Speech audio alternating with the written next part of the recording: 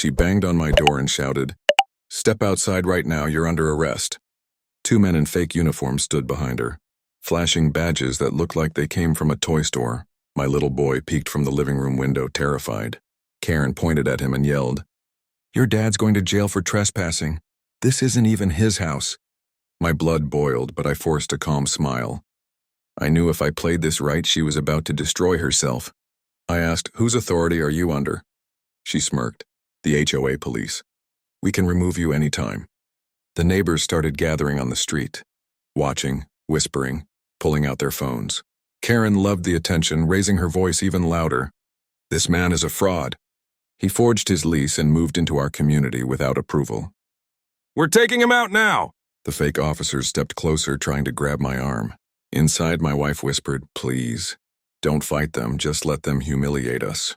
But I couldn't because she didn't know who I really was. Karen had no idea the man. She was screaming it wasn't just another dad trying to survive. I was still holding an FBI badge in my wallet, one that could flip this whole situation upside down in seconds.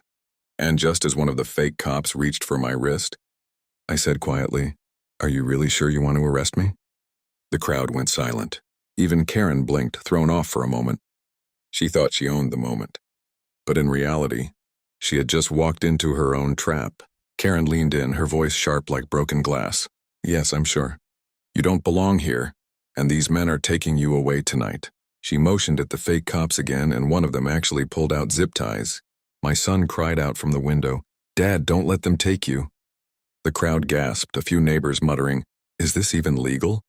But Karen, with that smug grin plastered on her face, shouted back at them, "Stay out of this. The HOA has full authority." I raised my hand slowly, pretending to surrender. My heart pounded not from fear, but from holding back the truth I was about to unleash. I let them believe they had won for a moment. The taller fake cop grabbed my arm hard, whispering, "Make it easy, buddy, or this gets rough." That's when I looked straight into his eyes and said calmly, "Touch me again and you'll be in federal prison before sundown." Karen laughed so loud the neighbors flinched. "Federal prison? Oh, please. You're nothing but a squatter with a big mouth." She turned to the crowd like she was performing on stage. "See, he makes up stories now. Next he'll say he's the president." Everyone chuckled nervously, but some weren't so sure anymore.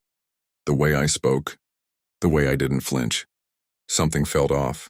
I reached into my back pocket slowly, and Karen screamed, "He's reaching for a weapon. Arrest him now." Both men lunged, but I pulled out something far more dangerous to her than any gun, a black leather wallet. I flipped it open, and the gold letters gleamed in the sunlight. Federal Bureau of Investigation. The crowd gasped. Karen's jaw dropped, and for the first time she didn't have a word to say. The fake cops froze in place, their fake badges suddenly looking like cheap Halloween toys. And in that thick silence, I said one line that made every neighbor grab their phone tighter. "Karen, you just tried to arrest an FBI agent on his own property." Karen's face turned pale, but her pride wouldn't let her back down. She pointed at me, her voice cracking. "Don't listen to him. That badge is fake. He's scamming all of you." She tried to laugh it off, but the neighbors weren't buying it anymore. Phones were raised higher, recording every second. One man shouted, "If that's fake, then why do those two look like they're about to pass out?" He was right, the so-called HOA cops were trembling. I stepped closer to them, holding my badge steady in the air. Badge numbers. Agency division. Swear it right now if you're real officers. Their eyes darted left and right, sweat dripping down their foreheads. No answer. Karen tried to fill the silence with more lies. "They don't need to prove anything. The HOA gave them authority." That line killed her. A woman from across the street yelled back, "Since when does an HOA have police?" The crowd erupted, murmuring louder. Karen's fake empire was crumbling right in front of her.